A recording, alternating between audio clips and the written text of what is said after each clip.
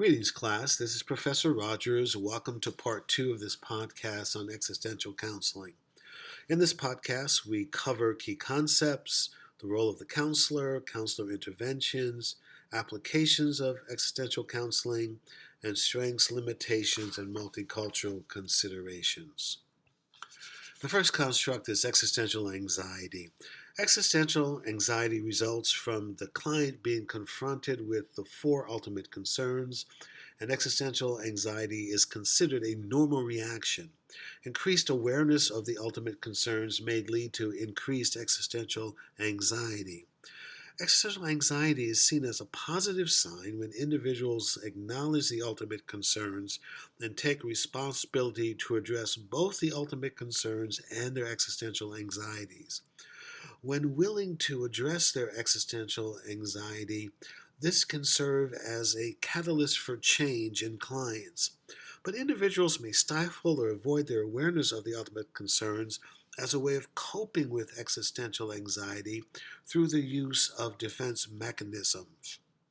But not addressing existential anxiety effectively leads to maladaptive living and psychopathology.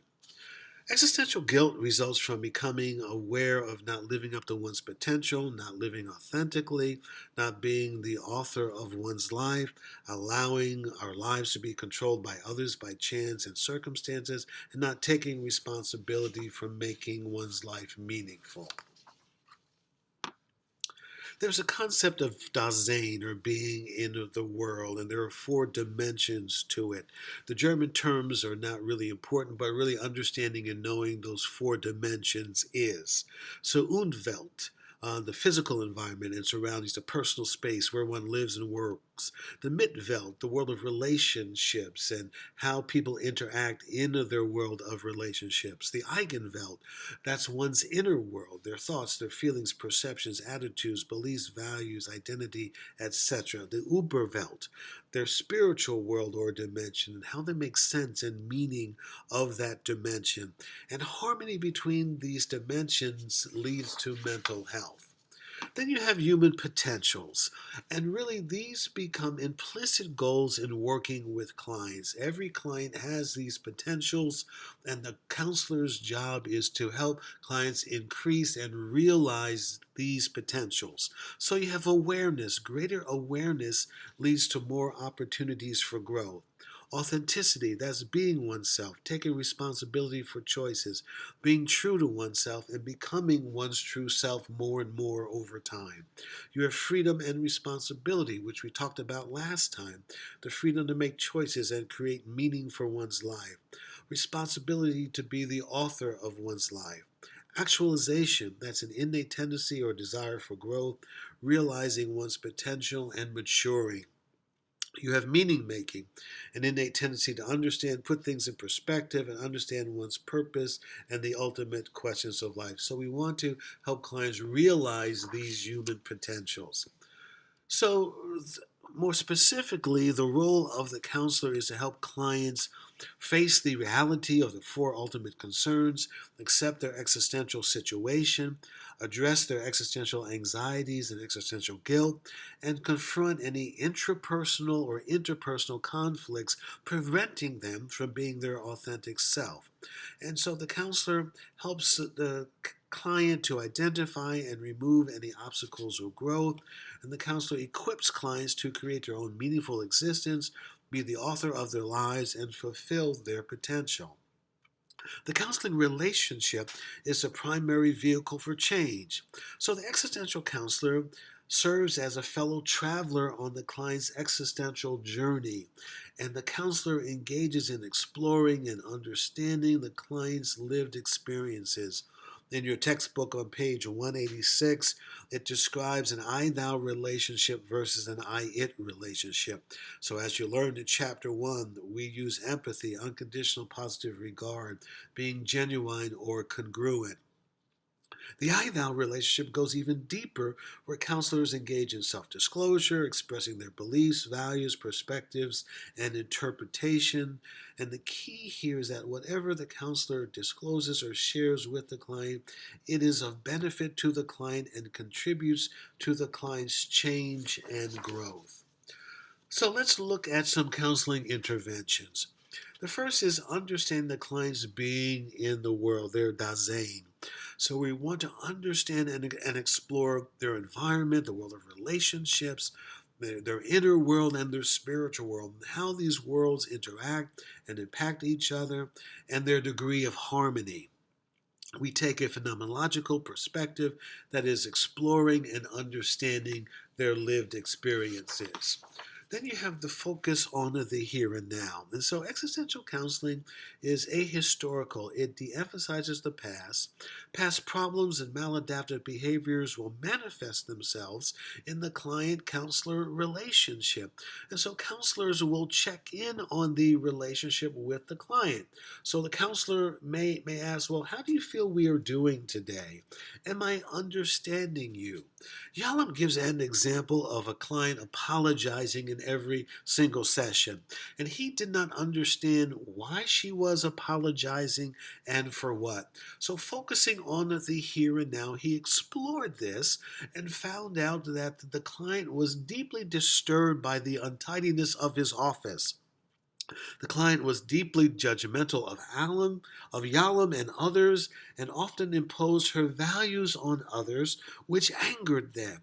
And so, in their work together, they explored this and explored her world of relationships. You have addressing the four ultimate concerns. So the counselor helps clients face and accept the inevitability of death to increase their awareness of life. And the counselor addresses existential isolation to minimize negative feelings of aloneness and help the client create solitude and enhance their existing relationships. And the counselor encourages and equips the client to create meaning for their own lives and encourages the client to understand their freedom and responsibility to make good choices and to be themselves in the world. And the counselor also seeks to influence and free up the client's will to initiate change in their life. You have the symbolic growth experience, and the goal of this is to help the client find meaning and to increase awareness through examining a significant past experience. So the client chooses that experience to explore, and the counselor and client together look at the symbolism, the patterns, the interactions, what transpired, and together they seek to derive meaning and significance of that experience for the client's growth and development. You have paradoxical intention. This was created by Viktor Frankl to help clients overcome their fears, and the client is asked to imagine or to do what is feared, and to engage in the technique in a lighthearted, fun-filled way, so the client intentionally exaggerates the activity and the fearful results.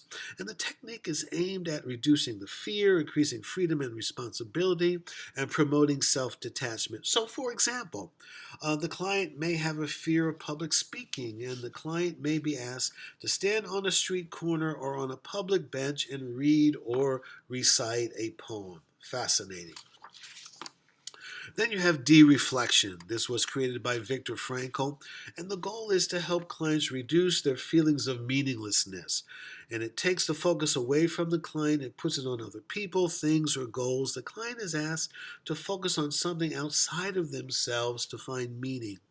And the technique is intended to help client reduce compulsive self-absorption, be more in the present moment, and to find meaning in the present, and to reduce existential anxiety and obsessive worry. Then let's look at how existential counseling is used in the real world. So you have meaning-oriented therapy. These are structured interventions with less than 10 sessions, usually for clients with physical diseases, and this includes discussions supporting the clients to exercise freedom and responsibility to create meaning in their lives. Then you have supportive expressive group therapies, and these are unstructured group interventions for clients with advanced diseases who have difficulty adjusting to their illnesses. And so the clients are encouraged to share their experiences, improve their self-worth, decrease isolation, and receive support. The clients are encouraged to accept the inevitability of death through discussions, experiential exercises, and self-reflections. And these groups can last from 12 to 52 weeks. You have experiential existential group therapy. These are non-structured interventions lasting 20 sessions or shorter, include sharing of experiences, receiving support, focusing on the here and now, but the focus on death is not included. Then you have cognitive existential therapy. These are highly structured group therapy sessions and usually 20 in number. They have existential and cognitive themes discussed with exercises, and there's also relaxation classes in addition. So let's look at the strengths of existential counseling. So it's a phenomenological approach to understanding clients. It focuses on authenticity and self-actualization. The emphasis is on client responsibility for change. The focus is on the four ultimate concerns of the human condition, but it requires a strong I-thou relationship between counselor and client, and this existential perspective, emphasis, and focus can be used with other theories.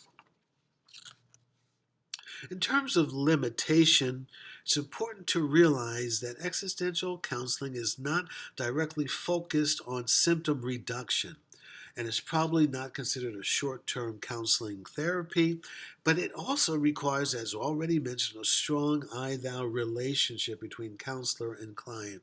And this approach may not be effective with clients who want structure and direction or who avoid responsibility for their lives.